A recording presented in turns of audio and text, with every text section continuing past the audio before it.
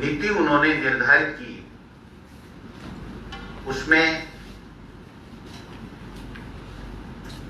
जो नीति उन्होंने तय की उसके मुताबिक वैक्सीन लगनी थी और उस नीति का पालन करने के कारण से प्रत्येक राज्यों में थोड़ी बहुत वैक्सीन खराब भी हुई, जिसका उपयोग नहीं हो सका।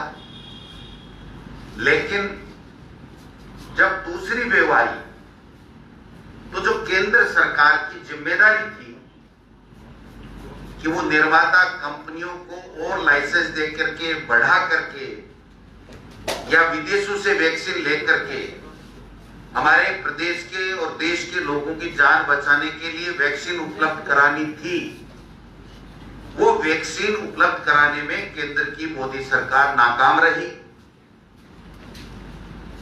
और जब 18 से 45 साल वालों के लिए वैक्सीन खोली गई तो न तो 1845 वालों के लिए वैक्सीन उपलब्ध कराई गई और न जो पहले 45 से ऊपर के लोग थे उनके लिए जो वैक्सीन का फर्स्ट डोज लग चुका था उसकी दूसरी डोज लगाने के लिए भी वैक्सीन उपलब्ध नहीं कराई गई।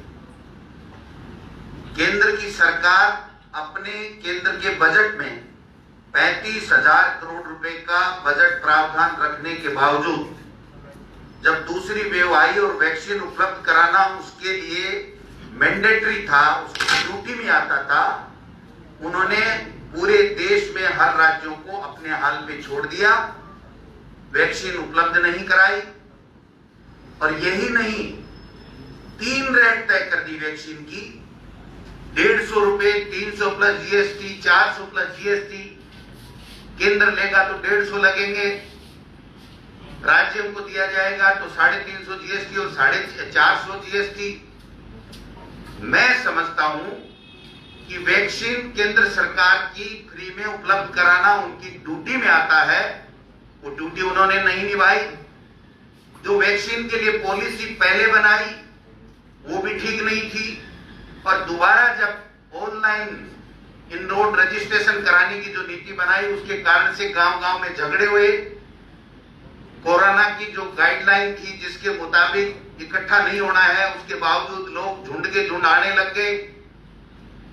कोरोना में लॉकडाउन की जो पालना होनी चाहिए थी वो पालना भी नहीं हो पाई और गांव-गांव में झगड़े बढ़ गए, जिसके कारण से अब पुनः उनको वैक्सीन की नीति में परिवर्तन करना पड़ा।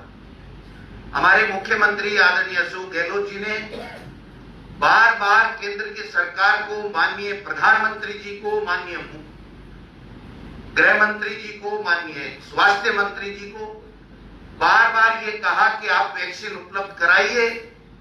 हमारा दूसरा डोज लगने की भी समय अवधि आ गई है। जब आपने 1845 के लिए, 18 वर्ष से 45 के लिए कहा, उसके लिए भी लोगों ने रजिस्ट्रेशन कराया है। आपने देखा होगा कि 5 सेकंड, आधा मिनट के लिए रजिस्ट्रेशन खुलता था फिर बंद हो जाता था। ऐसी स्थिति में लोगों में इतना भय का माहौल बन गया और उस भय के माहौल में जीना पड़ा। आज प्रदेश कांग्रेस कमेटी की तरफ से हम केंद्र की सरकार से ये मांग करते हैं कि आप फ्री में वैक्सीन उपलब्ध कराएं, तत्काल उपलब्ध कराएं।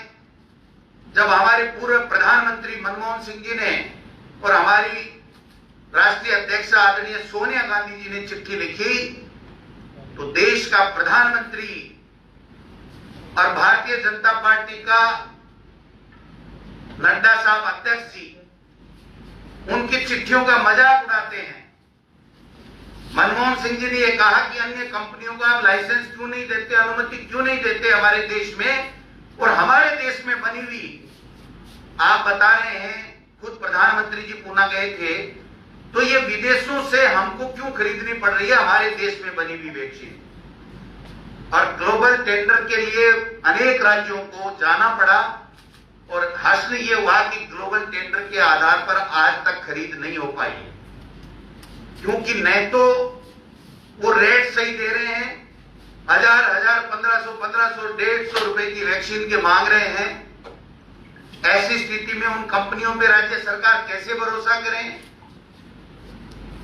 कंपनियां एडवांस पेमेंट लेकर के वैक्सीन 12 महीने बाद में, 8 महीने बाद में देने की बात कर रहे हैं, तो कहने का मतलब कि केंद्र सरकार शुरू से लेकर के वैक्सीन फ्री देना हो, चाहे वैक्सीनेशन के लगाने की पॉलिसी हो, चाहे एज का निर्धारण हो, चाहे अब ग्लोबल टेंडर की बात हो, सब में विफल रही है।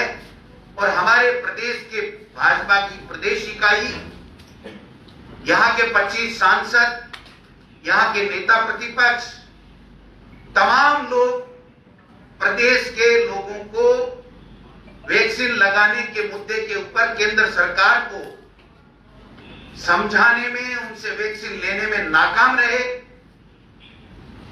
7 साल का जश्न मना रहे हैं।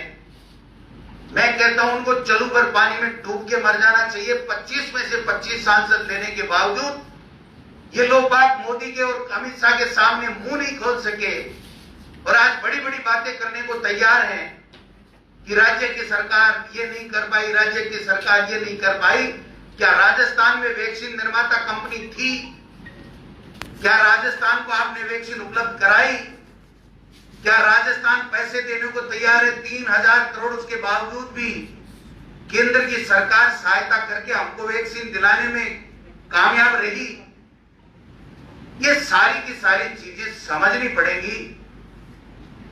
आज 7 साल के शासन के बाद में भी एक सांसद ने जाकर के मोदी जी को और अमित शाह को ये नहीं कह पाए कि हमारे राजस्थान में स्वास्थ्य सेवाओं के लिए ये चीज चाहिए, पानी के लिए पैकेज चाहिए, वैक्सीन उपलब्ध करानी है, अन्य इंफ्रास्ट्रक्चर के लिए पैसा उपलब्ध कराना है। केवल वहां ट्वीट करने से या कटारिया जैसे नेताओं को बुजुल बयान देने से बाहर जाकर के एक स्वर में भारतीय जनता पार्टी के तमाम लोगों को और सांसदों को यह कहना चाहिए कि ये केंद्र के मोदी सरकार, ये हमारे राजस्थान के प्रदेश के लोगों का हक है। आप वैक्सीन उपलब्ध कराइए और अगर फ्री में वैक्सीन उपलब्ध नहीं कराएं तो हमारी स्टेट, हमारे मुख्यमंत्री अशोक गहलोत जी इसके लिए पूरा बजट 1 सेकंड में देने को तैयार हैं। आप हमको वैक्सीन उपलब्ध कराइए। आप समझिए कि जब मनमोहन सिंह जी और सोनिया जी कहती हैं कि अन्य कंपनियों को आप लाइसेंस दे दीजिए, तो उसके ऊपर कोई जवाब नहीं देते हैं। इनका मंत्री गडकरी जी कहता है कि अन्य कंपनियों को आप लाइसेंस दे दीजिए, तो जवाब नहीं देते हैं। और दूसरे दिन उसी गडकरी जी से कहलवाते हैं कि हमारी केंद्र की सरकार तो पहले ही निर्णय कर चुकी है।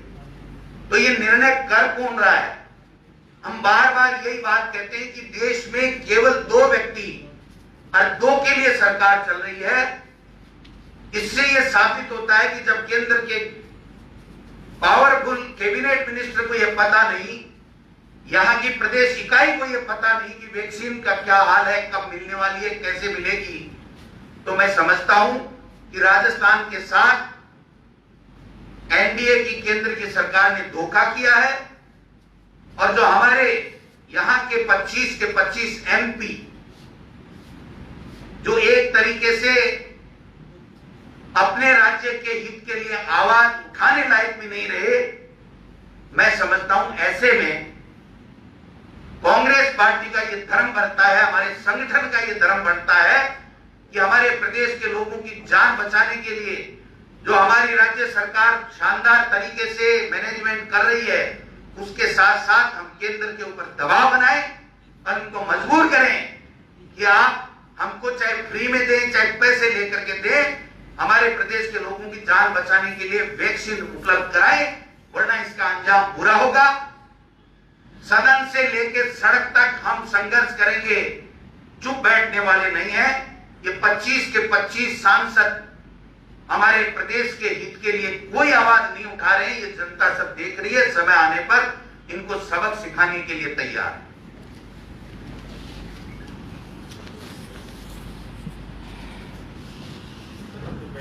वेस्टेज को लेकर काफी कंट्रोवर्सी हो रही है। एक इन्वेस्टिगेशन भी हुई है जिसमें 8 जिलों के अंदर 25% से ज्यादा वैक्सीन वेस्टेज पाया गया है। सरकार का क्या कहना है? देखिए, जो वैक्सीन लगाने के लिए जो पॉलिसी उन्होंने दी थी वो डिफेक्टिव पॉलिसी शुरुआत से थी, यही मैंने अभी कहा। आप बताइए कि आप केवल इन्हीं लोगों को लगा सकते हो, और उस सेंटर के ऊपर अगर उस वाइल को खोला जाता है जिसमें 100 का पुड़िया है, अगर उसमें वो पात्र लोग 60 आएंगे तो 60 ही लगेगी, 70 आएंगे तो 70 लगेगी। आप जबरदस्ती किसी के लगा नहीं सकते, और दूसरा जो उनका क्राइटेरिया उसके अलावा आप लगा नहीं सकते। तो ऐसे में पूरे देश में वैक्सीन बर्बाद हुई है। हम तो 13वें राज्य हैं, 12 राज्य हमसे और ऊपर हैं जहां पर वैक्सीन का मैं समझता हूं कि काम में नहीं आई है। आप लोगों को मोटिवेट करने में फेल हुए हैं कि जो 45 प्लस वाले थे, या जो हम मोटिवेट करने में फेल नहीं हुए। अगर मोटिवेट करने में फेल होते तो पूरे देश में राजस्थान नंबर 1 वैक्सीन लगाने में नहीं होता। फेल हुई है मोदी सरकार, उसकी पॉलिसी वैक्सीन देने की, लगाने की। अब 1845 की वैक्सीन की पॉलिसी उन्होंने दी, लोगों के रजिस्ट्रेशन कराने के लिए वो खोल नहीं रहे वेबसाइट, और जब लगा रहे हैं तो उसको वैक्सीन नहीं मिल रही है। और 42 दिन में दूसरा डोज लगना था, 28 दिन में लगना था, उसको बढ़ा करके 8 महीने का कर दिया। फिर नहीं देंगे तो 12 महीने कर देंगे। वैक्सीन वेस्टेज जो हुआ है उसको आप एक्सेप्ट कर रहे हैं? नहीं, वैक्सीन तो निश्चित रूप से वेस्ट हुआ है, पूरे देश में हुआ है, पूरे देश में हुआ है, क्योंकि हमारे देश के वैक्सीन लगाने की जो पॉलिसी है वो केंद्र सरकार की पॉलिसी थी, और जो केंद्र सरकार की पॉलिसी थी उसके कारण से पूरे देश में हर राज्य में कुछ न कुछ पैकेट, कुछ न कुछ वैक्सीन खराब हुई है। लेकिन मेरा ये कहना है कि हमारे राज्य ने वैक्सीन के मामले में नंबर 1 पूरे देश में ज्यादा वैक्सीन मैनेजमेंट के साथ में, बेहतर मैनेजमेंट के साथ में लगाई है, और वेस्टेज में भी 12 राज्य और ऊपर।